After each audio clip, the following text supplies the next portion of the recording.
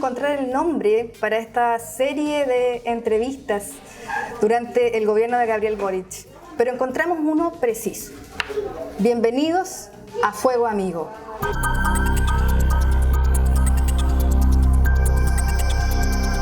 Estamos en Las Lanzas, en un local que siempre nos trae al centro de la progresía, ¿o no, Carlos? Con Carlos Ruiz.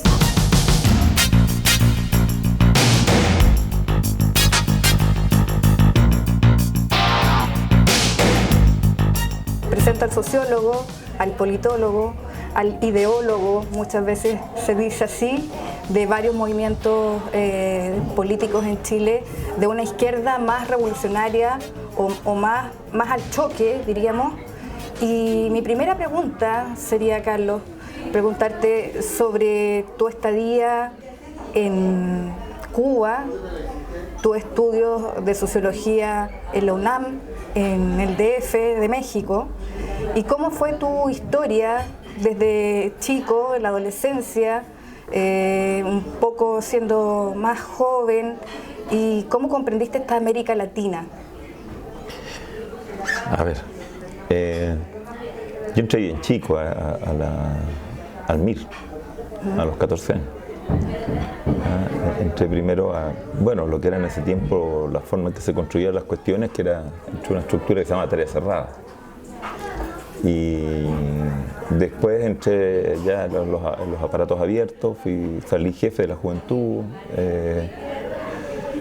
y viví la crisis del MIR. Me tocó vivirla muy cabro, o sea, con menos de 20 años estoy hablando. ¿Acá en Chile? No, un poco de todo. ¿O un poco de todo? Un poco de todo, el MIR todo era un poco de todo. Entonces, y no me gustó nunca la forma que se resolvió. Y me rebelé en ese rato, y rebelé a la juventud también, y me echaron. ¿Te echaron? Tuve un tribunal con 7 miembros de la comisión política, claro, con 6 cargos. ¿Y ahora qué te pasa a ti cuando a ti te tildan de autoritario? Cuando a otros le pasa eso de que la mentoría o supuesta mentoría de Carlos Ruiz es una forma autoritaria de guiar un proceso político. Te estoy hablando así como bien sí. Directamente de Gabriel Boric. Sí. En la Autónoma. No, el que era Autónoma. Yo nunca milité ahí, en rigor. ¿Ya? Yo lo que en los 90 creé la zurda. En un momento que me parecía que los movimientos revolucionarios estaban todos muy acorralados, la izquierda armada en ese rato vivió el cerco muy fuerte de la concertación y de la exclusión que eso significaba en la transición. Y yo insistía que había que darse vuelta hacia el trabajo de reconstruir y de reconstruir, claro, sujetos populares, porque uno de las bases de la transición, porque fuera tan elitista esa política de los acuerdos, tan opaca, tan oscuros 90, donde la tele parecía tele franquista, ¿te acuerdas? No sé, Paulina Nin de Cardona y su perrito, no sé cuánto, ¿te acordás? Esas cosas que era supuestamente la apertura cultural, entonces había que construir otro tipo de sujetos para entrar en la lucha política, y los movimientos seguían insistiendo más bien en una clave muy ochentera, no vivieron lo que nosotros le llamamos el cambio de las condiciones de lucha. Y ahí nos enfrentamos mucho a lo que quedaba de varios frentes patrióticos, varios mires, estaban los Laucha en ese tiempo, los Lautaro. Bueno, yo empecé a estudiar acá en la Chile, estaba La Punta, La Vanguardia, en fin, todo eso, ¿no? Y ahí la zurda se empezó a abrir paso. Entonces, y ahí empezamos a plantear... Con la revista, yo recuerdo, incluso cuando yo era universitaria, haber visto la revista La Zurda. Claro. Sur, con ese, de Sur. Sí, y ahí reclamábamos que había que ajustar un panorama, que esto no era Europa, que esto era, en fin, y ahí pescamos a Mariátegui y cuánta cosa, y le digamos para acá, por eso la S, por eso no la Z, digamos, ¿no? Pero en todos esos choques, y fue creciendo, y llegamos a encabezar 9 federaciones, claro, estudiantes, la toma de Peñalolén, que fue gigantesca, estábamos metidos ahí, pasaba metido ahí, la coordinadora de bases de sindicato de Cerrillos Maipú, la de coordinadora de Valdivia, después nos metimos con el SINAMI, el Sindicato Nacional de Montaje Industrial, y empezamos a trabajar con los subcontratistas. Entonces le dábamos mucho con que había que empezar a trabajar con la estructura social de este Chile neoliberal, Claro, no con la antigua, no con la clase obrera esa industrial que ya casi no existía. Entiendo, o sea, a ti no te faltó exilio, viejito, como dicen, ni te faltó tampoco praxis política. No. Entonces, ¿por qué, aparte, esta cisma dentro del movimiento autónomo? ¿O por qué se ve tan constreñida luego solamente el Nodo 21? Hoy día a mí me causa impresión ver cómo esta cuestión se ha ido como achicando y se ha ido vaciando de sentido y de poder. Bueno, yo te digo, yo nunca milité ahí. A mí llegan los cabros, a ver, la historia llega al Pancho Figueroa a buscarme a la U.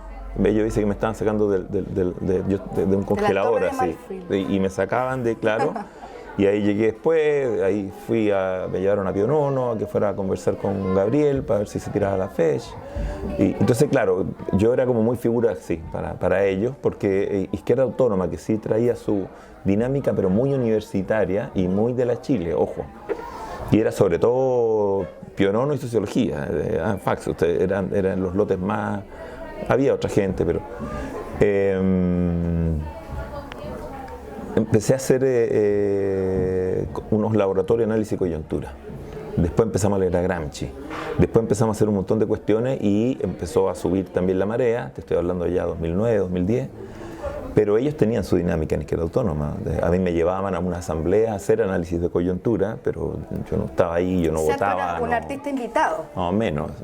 Claro, un primo inter pares, una suerte de. Tampoco voy a hacer pero no formaba parte de las decisiones. Claro, porque es bastante curioso cuando uno ve la entrevista que te hace en el Mercurio, una vez que asume Boric, que tú eres el padre de este presidente joven.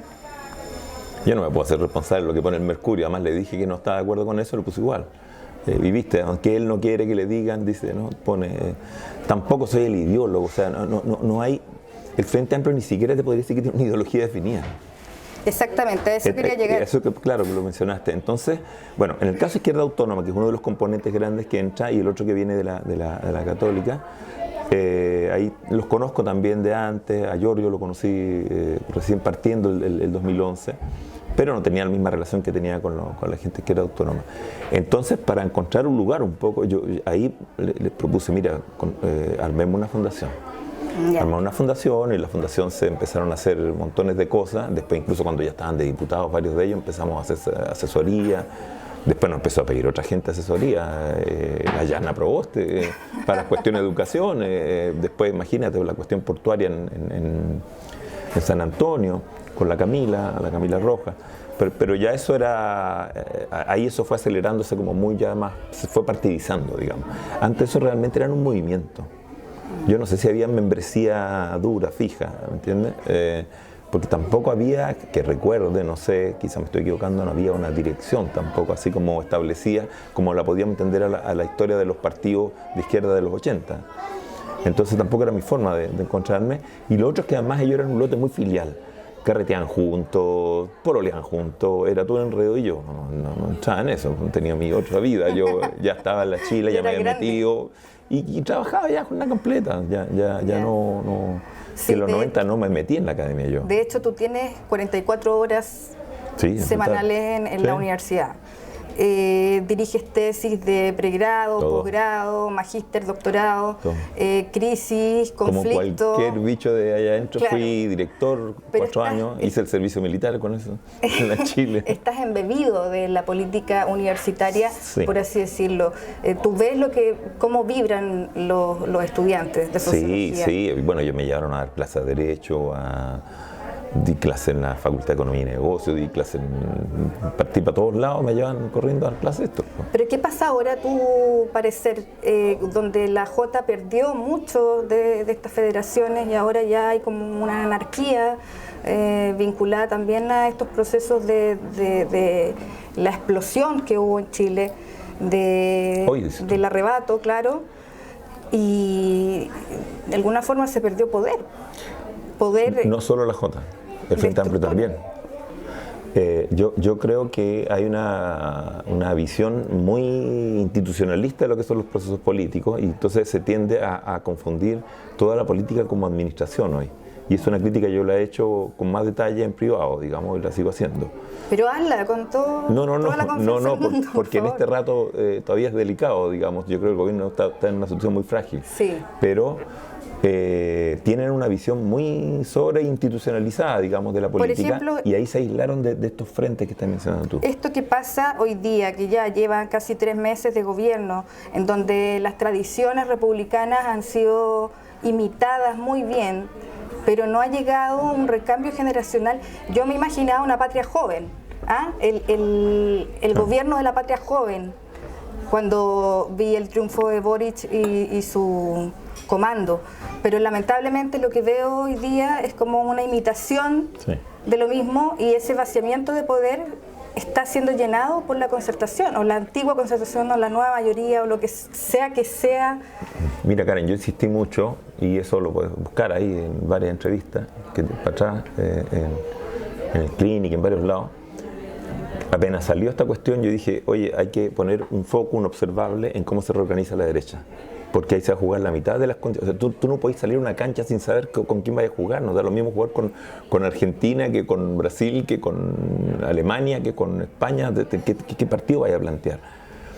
Y fui muy crítico de que se pasaron por lo menos casi las 3 primeras semanas con las cosas de lo simbólico y lo simbólico. Decía, basta de lo simbólico, entremos rápido a esta cuestión. Y al contrario, tiene una derecha que se empieza a reorganizar, y se empieza a reorganizar desde el punto de vista más conservador y obstruccionista de todo.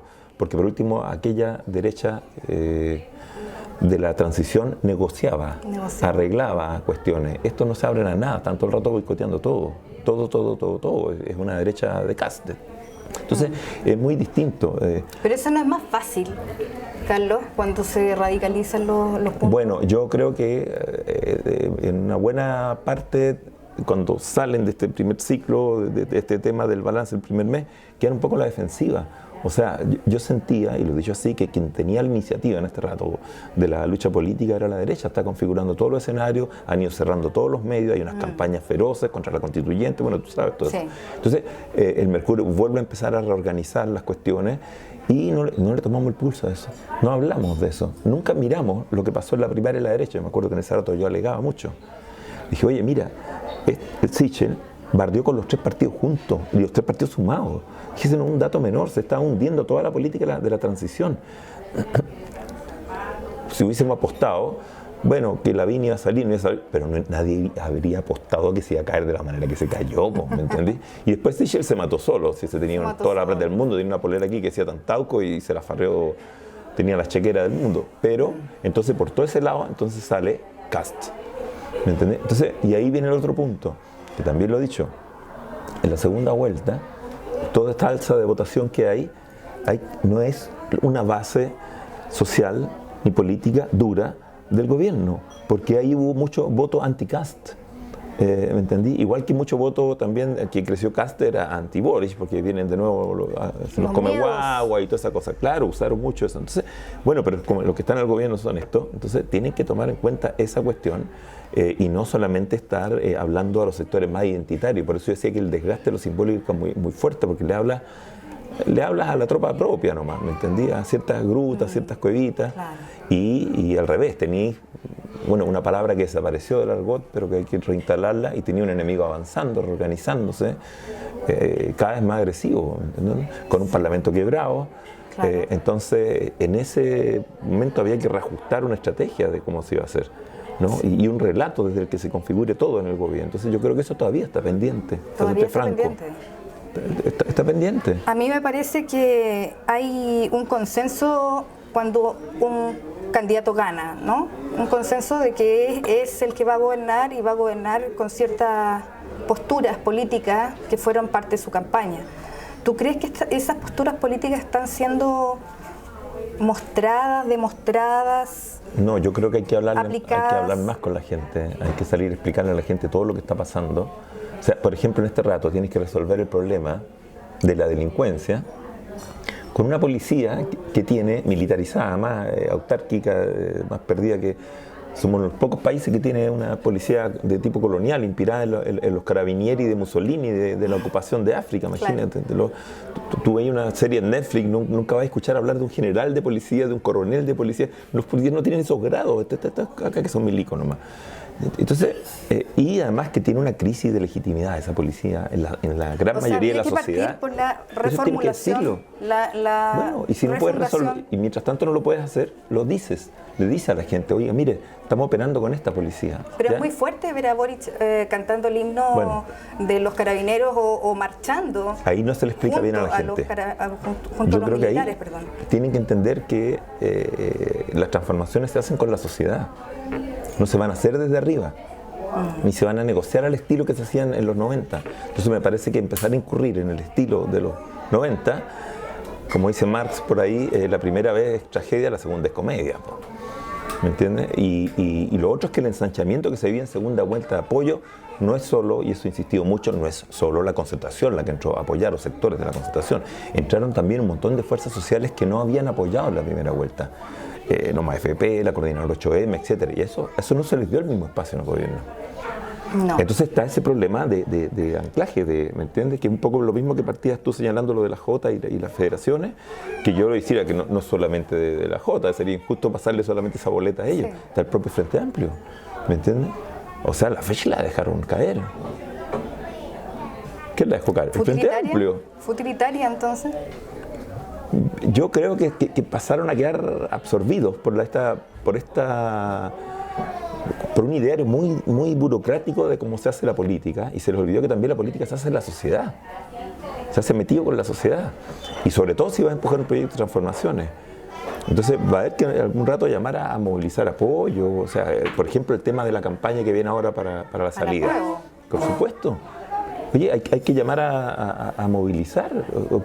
Ya Invópoli, como le digo yo, ya dijo que es lamentable, vamos a tener que llamar al rechazo. Si eso nunca han tenido nada. Nunca han querido que se apruebe. Bueno, pero no sé, claro. O nunca han querido ningún tipo de cambio, ninguna transformación. Bueno, y en ese... ya te declararon la guerra, ¿me entendí? Y si tú no te das por notificado, ¿qué estás haciendo?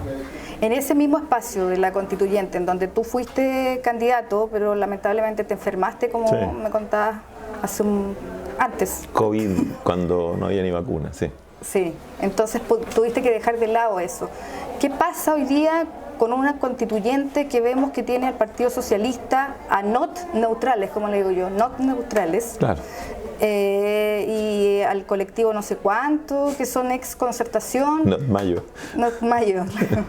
Todos juntos haciendo bisagra hacia la derecha y de alguna forma morigerando el texto.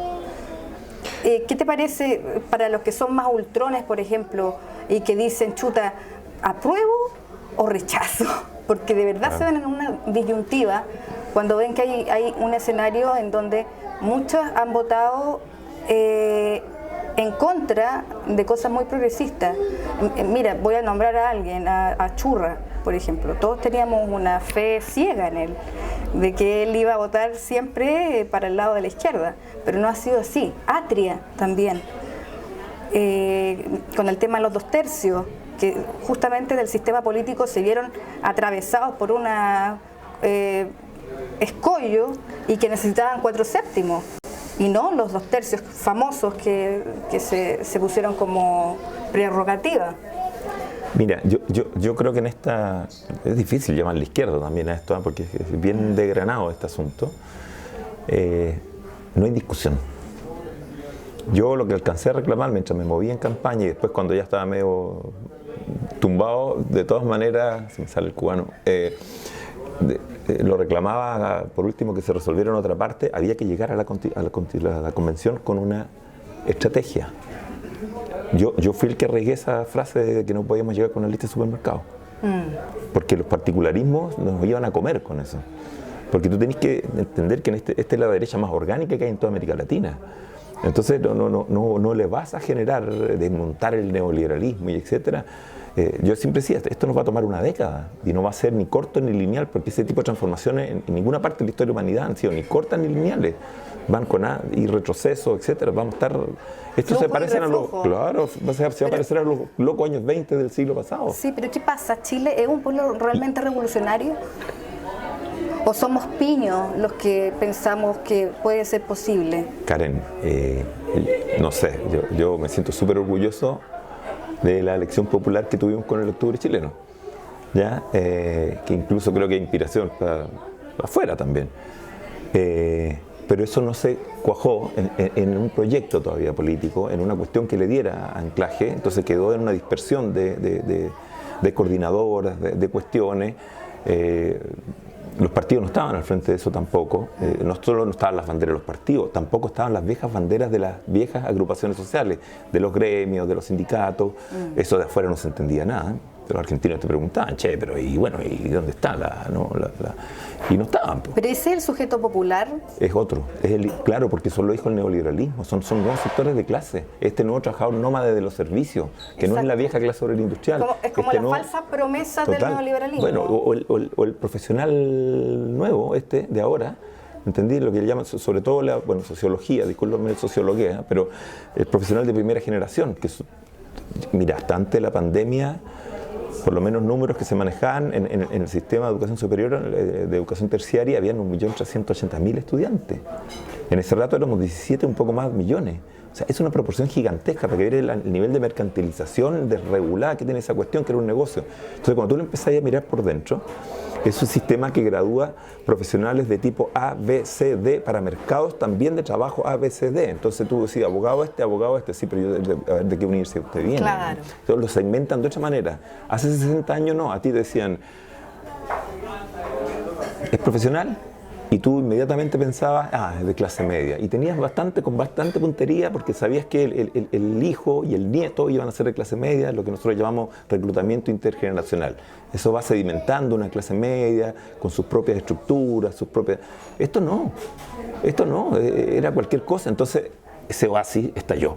Y entonces no eran solamente los pobres, los más pobres, los que participaron en el estallido, o la revuelta, como es otra discusión, sino que también estos profesionales. Que además, si es que nomás no tenía una media mochila de deuda arriba con esa cuestión, CAE y cuantas cosas más, ¿no? Célebre inventos de la Concertación. Yo por ahí decía a veces Pinochet inocente, o sea, lo digo en el sentido provocador, cuando discutía con ellos, me acuerdo en Chile 21, entonces, oye, ya la boleta del viejo hasta aquí llega y ¿quién paga el resto de las facturas? Y cuando decimos no son 30 pesos, son 30 años, es quien paga el resto de la factura, ¿no? Entonces no podemos hacernos los lesos con que esa factura la vamos a empezar vamos a llenar este gobierno de facturas impagas de los últimos 30 años. ¿De qué depende de que la constituyente sea un éxito, además de que se apruebe? ¿Tiene que ver también con cómo se configura el gobierno? Hoy día lo vemos con bastantes problemas, diría yo, en los nombramientos del gabinete. La suerte del gobierno está muy unida al resultado que tenga la constituyente. Entiéndanlo allá algunos y no lo entiendan otros, digamos, pero eso es una situación de la cual no te puedes escapar. Y la posibilidad de los procesos de transformación también va a ser muy distinta según haya más apoyo o menos apoyo. O quienes estén en el poder. Bueno, porque a mí realmente me parece que Giorgio es como un consiglieri en este asunto. No sé si a ti te parece, pero tiene mucha alianza, bueno, la tuvo en algún momento con Arboe, por ejemplo, con figuras como Arboe, que hoy día son prácticamente de centro derecha. Y también vemos a Máximo Pacheco en Codelco, vemos cosas que en realidad nos hacen sentir de que una nueva constitución con esos nuevos artículos va a ser muy difícil de poder ponerla en marcha. Primero no tenemos otra. Más allá que podamos tener algunas preocupaciones por la forma en que se han redactado algunas cuestiones, que defender la constituyente que viene. En eso yo creo que tenemos que tener claro. ¿Tú apruebas? Sí. Esto es una guerra que tenemos enfrente y que tener claro que tenemos un enemigo al frente. cómo arreglamos los platos nuestros es otro cuento. Y yo creo que eso ahí también creo que en el gobierno hay que acelerar una discusión de estrategia, que se tomen definiciones, porque te digo, ya lo reconocieron ellos, un gobierno con 2 coaliciones, ¿ya? Y eso nunca fue parte de un proyecto. Además vienen de tradiciones completamente distintas. Entonces eso hay que terminar de resolverlo. Y hoy, además, ante una ciudadanía y ante un pueblo mucho más demandante, que no va a aguantarte las cosas opacas, oscuras de aquella política de los Correos, los valerinos, ¿te acordás de los años 90? Esa cosa oscura que no se ve. No. Hoy te van a exigir transparencia, apertura, está lleno de medios más rebeldes que van a exigir transparencia en muchos de estos acuerdos políticos. No. Entonces, me parece que es un espejismo pensar que o se puede resolver del modo en que se hacían esas cosas en los años 90. Pero hoy día y estos personajes me extrañaría mucho. Yo por inercia pensaría que, claro, que un Pacheco o otra gente piensa de la manera en que han hecho toda la vida las cosas. Toda la vida las cosas. O sea, Pacheco era el empleado de Luxic por antonomasia. Y de transnacionales también, acá. Sí. Entonces es un poco, para mí y para muchos de los que votamos por Boric, desconcertante. Sí, te entiendo. Te digo, yo creo que a ver, revisemos el recorrido de la candidatura, ¿ya? Yo me cuento entre los que conversó con Gabriel para empujarlo, sí, en mayo. ¿Ya? Porque más me parecía que el Frente Amplio no podía entrar en esta situación sin un candidato, ¿ya? No pensaban, por supuesto, de ninguna proyección llegar a donde se llegó, digamos, ¿no?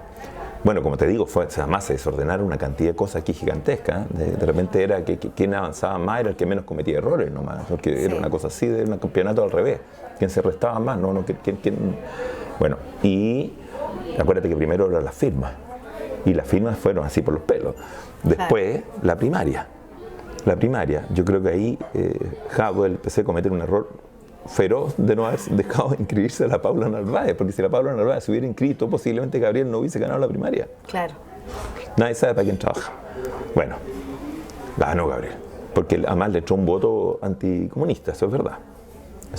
Y eso se reconoce poco, pero está lleno de gente, todos conocemos gente que no tiene nada que ver con este mundo y vino a votar porque se metió a votar porque lo que no querían era el terror Jadwe, claro. Bueno, y después la primaria, que también el desfonde de la Concertación, todos la veíamos que venía cayendo, pero después se dio vuelta así y se fue así, pero lo llevó todo. Y dentro de todo, fíjate que, por ejemplo, la Yasna Proboste no era tan mala candidata. ¿Me entendí? Era mujer, era diaguita, era lo que más podían encontrar. Pero cuando se victimizaba ahí, yo creo que ya... No era mi candidata, sí. Pero que te quiero decir que encontraron lo mejor para tratar de sobrevivir, ese instinto de conservación que tiene la Concertación. Siempre con ese intento. O instituciones como la Iglesia Católica, con la democracia cristiana, con Yasna Proboste. Pero no, se fueron al hoyo todos, ¿me entendí? Todos. Acuérdate que Heraldo Muñoz le dio la extremunción al PPD, lo declaró muerto. Esa cuestión es inédita. El presidente del partido declara a su criatura muerta. Bueno, entonces ya no, el PS no, los PS, ¿no? Por todos lados, qué sé yo. La propia Paula Narváez no recibe el apoyo de su secretario general y del partido. Entendí que hacen un negocio con la democracia cristiana, si eso también se supo, todo el mundo lo vio. Entonces no pudieron hacer una primaria, además, ¿te acuerdas? Pero hay nuevas alianzas, por las sopaipillas con Boric. Claro. Y Paula, ahí hablan de, bueno... Mira, yo estoy de acuerdo, había que tener una política hacia la Concertación. Sí. Había que tener una política. Ahora, el problema es sumar y no ser sumado. Claro. Ahí voy porque una cosa es, no sé, por la malla, ya, que además entró, se sumó al apoyo y no puso ninguna condición, no pidió nada y entró y empezó a apoyar antes que su partido y por lo tanto sacudió al partido hacia la candidatura de Gabriel, en rebeldía prácticamente. Claro. En cambio, Elizalde negociando todo lo que podía sacar para... Entonces es muy distinto eso, por ejemplo, a la figura de Máximo Pacheco. ¿Me entiendes? Aunque los dos tengan la misma polera, digamos, el mismo sello, ¿no? Por eso decía que los socialismos, hay un terreno ancho y ajeno, como dice Ciro Alegría, pero a veces más... No, y alguien que está más ajeno que ancho. alguien Sí, que estaba sí. vinculado a las centrales hidroeléctricas Sí. de Aysén, Sí. de un No. lugar conocido por Boric. Bueno, viste, Entonces, los sindicatos impactante. de las empresas estatales hicieron una advertencia. Si nos van a poner de nuevo a los mismos directores que tenían hace 30 años, entonces no hemos entendido nada. Los sindicatos, Pero hemos entendido algo. yo creo que eso todavía está jugando. Yo creo que ese partido está abierto. Yo creo que ¿Y esa cuántos discusión... minutos más le damos? ¿Estamos en No, los descuentos? no, ¿Estamos en el primer eso- tiempo? El gobierno que hubiese asumido, cualquiera, iba a tener el taxímetro corriendo apenas empezar esta cuestión. Sí. Esta no es una sociedad que está dando esos cheques en blanco del quietismo, como decía Lechner Ya no hay en los lunas años de 90. miel. No. Si no te paráis rápido con algo, y algo, por eso decía, oye, lo simbólico. Decía, oye, la señora necesita, hay economías familiares que rotan cada 72, cada 48 horas, no tienen un sueldo a final de mes. Si no se mueven así con ingresos porque hacen aseo, porque necesitan cuántos autos le entraron para arreglar, qué sé yo, en el mecánico ahí, que no siquiera tiene un taller. Entonces, si tú no ayudas a esa gente rápido, porque además no hay que tener un doctorado en sociología para saber que los indicadores sociales están después de la pandemia peor que lo que estaban antes de la pandemia. Y si con esos indicadores que estaban antes mejor se estalló, Imagínate ahora. entonces, claro, y yo lo he dicho un poco así, pasamos de una suerte de no lo vimos venir a una especie de aquí no ha pasado nada. Entonces nos estamos haciendo los lesos cuando realmente esta cuestión es una situación absolutamente latente. ¿Me entiendes? Ya empezaron los movimientos secundarios y empezaron de la mismo modo que empezaron el 2006. Los Siempre son emblemáticos, pero después empiezan a hacer las campañas por la periferia y empiezan a moverse los grupos, son súper organizados. Sí, Esta película ya la vimos. ya la vimos. Y entonces ahora el Confech está discutiendo si empieza a apoyar a los secundarios. Pero mira, Pero ¿por qué hay que la esperar llegar última a eso, me Confech, entendés? su declaración la hizo desde Cerro Castillo. ¿Qué te parece eso? Esa es la burocratización de la política que te señalo yo. Eso es lo que te digo, que esa burocratización, ¿me entendí? De esa sobreinstitucionalización de las cuestiones y de perder de perspectiva que la política también es una cosa que se resuelve en la sociedad. O sea, yo mismo me ha pasado, me han preguntado, entonces tú te saliste de la política porque no estás en el gobierno. Oye, pues si la única forma de hacer política no es estar en el gobierno. Y yo nunca hice política toda mi vida y nunca he estado en ningún gobierno. De hecho, Pero no eso tengo un cheque de nadie enorgullece nunca. a ti. Pero ¿qué pasa si en algún Pero no solo por momento orgullo, que lo que digo es que pudiese- abandonaron esos espacios sociales. Eso yo creo que, Eso, ¿me entiendes? que es mejor Y la transformación decir. tenéis que hacerlo con la sociedad, si no, no va a haber transformación. Porque esto, ¿qué lo va a encerrar en una discusión con la derecha, negociando qué? Entonces estás trayendo a una serie de articuladores que supuestamente te van a permitir Claro, un diálogo. y negociando de repente trabajos precarios y cuestiones bastante inútiles. Pero tienes una derecha que está cada vez más en pie de guerra. El cuento de los camioneros ya es su historia de Chile. ¿Me entendí? Pero hay varias cosas que se tenía solución antes de la asunción de Boric al poder. Por ejemplo, los camioneros a un tren de carga o a una tercera vía, no una tercera vía dentro de... Sí, sí. No a la inglesa. sino que Sí. para que los camiones circulen. Entonces hay soluciones a la mano y no se puede. Si tú estás, o sea, yo creo que esas cosas no se terminan de resolver allá adentro, porque creo que todavía está en una discusión en curso. Ya. Ahora, me parece que esas cosas hay que abrirlas y discutirlas de cara a la sociedad. Esa discusión, entiendes? ¿tú crees dónde está? ¿Entre quiénes? Yo creo que no son dos coaliciones nomás, como se dijo, porque incluso el Frente Amplio en sí es muy heterogéneo. Paréntesis, el propio Partido Comunista lo estamos viendo con una heterogeneidad que por lo menos confesa hacia afuera que no le conocíamos. Claro. Las cosas siempre se lavaban, claro. Pero la ropa sucia en casa. Oye, acuérdate cuando Juan Andrés Lago hace esa defensa de Ortega y sale al tiro la Camila. Pero es que eso fue un error, yo creo que estratégico en ese momento. Lo que digo es que no estamos acostumbrados a que ellos, o sea, Sean abiertos. Entonces, claro, y también tienes al Frente Amplio en esa cuestión. Y por otro lado, que también tienes una concertación muy desarmada, muy desarmada.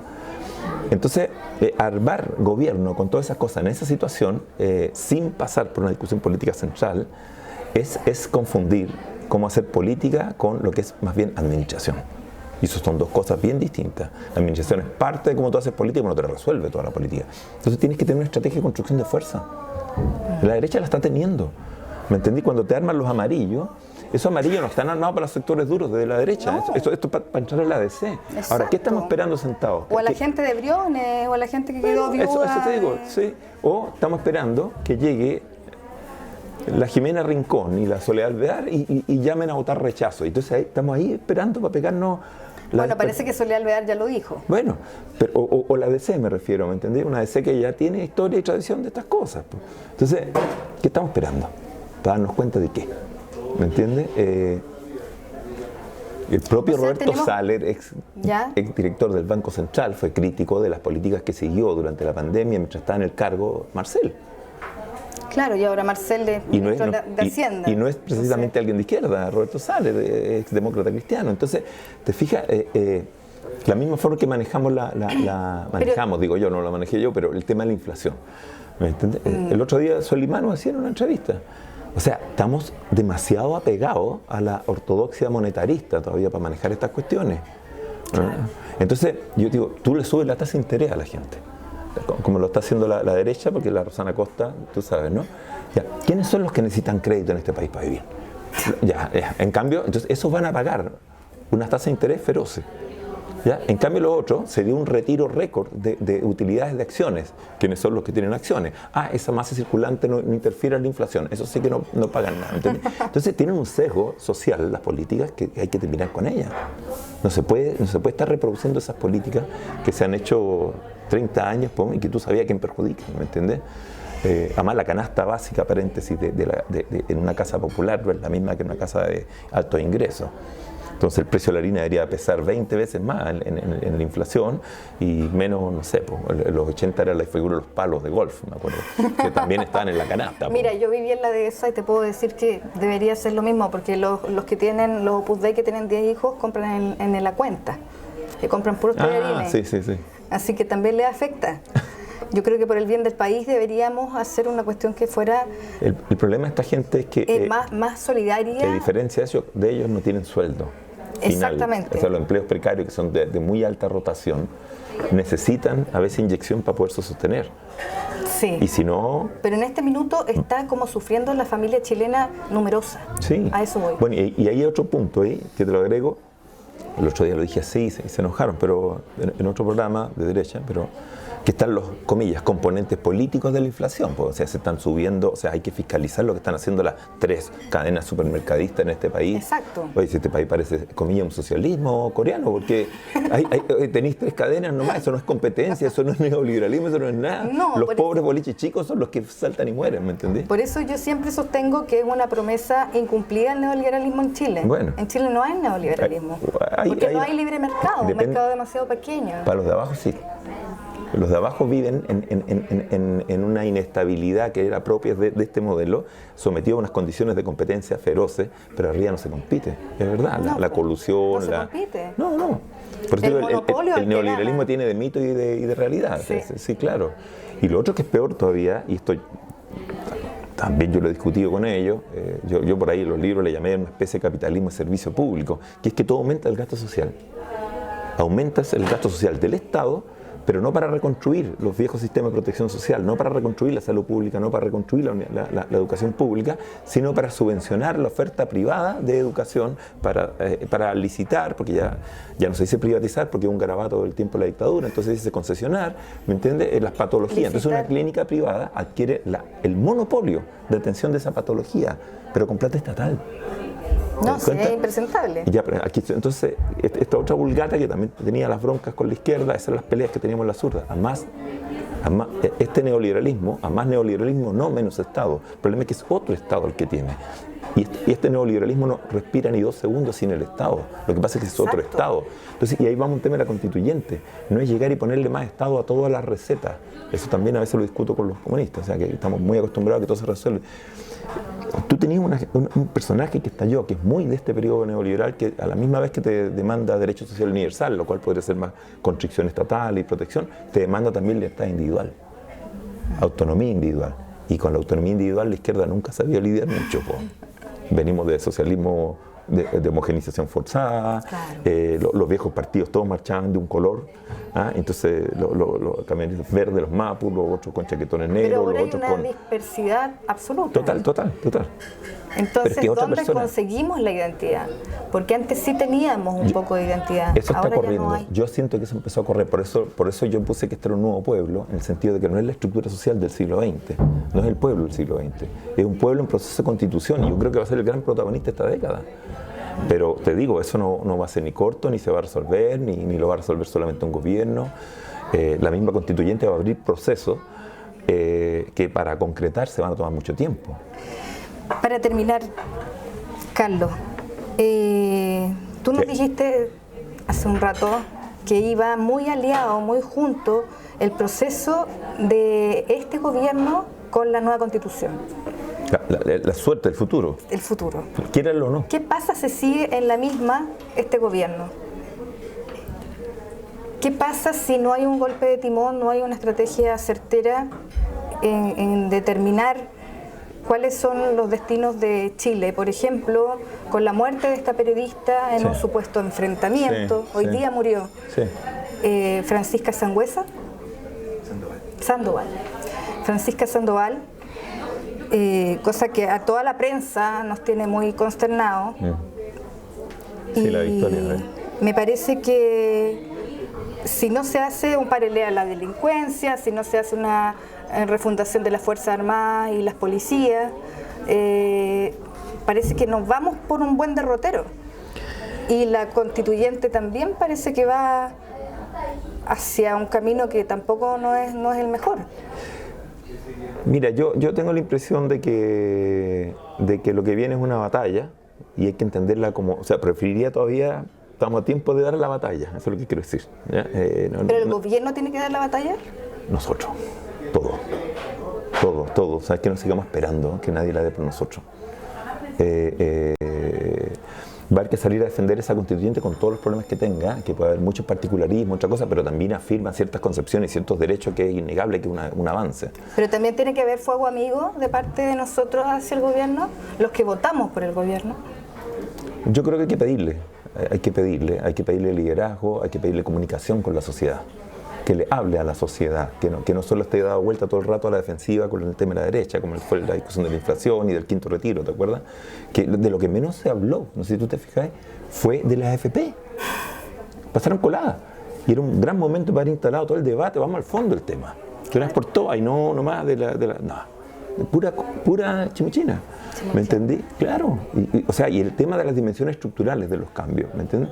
Que más allá de que, porque ya, mira, hay cosas que no los puedes llegar y cambiar de la noche a la mañana. Perfecto, explícale a la gente que no se pueden cambiar por tal y tal y tal, pero mientras tanto yo voy a hacer tal cosa y después vamos a ir haciendo tal cosa decir, y en mi después vamos a discurso llegar. voy a cambiar ciertas... Oye, ayer todos se pasaban todo el día hablando con la gente y hablándole a la gente.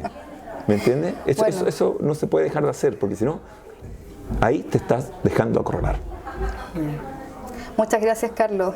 Este es el Gracias primer a ti. programa de Fuego Amigo. Estamos muy contentos de poder comenzar con una persona tan interesante como tú, que has vivido y latido junto a Latinoamérica, que sigues haciendo escuela en la academia, y vamos a tener como próximo invitado a Carlos Pérez. Así que los esperamos para la segunda edición de Fuego Amigo.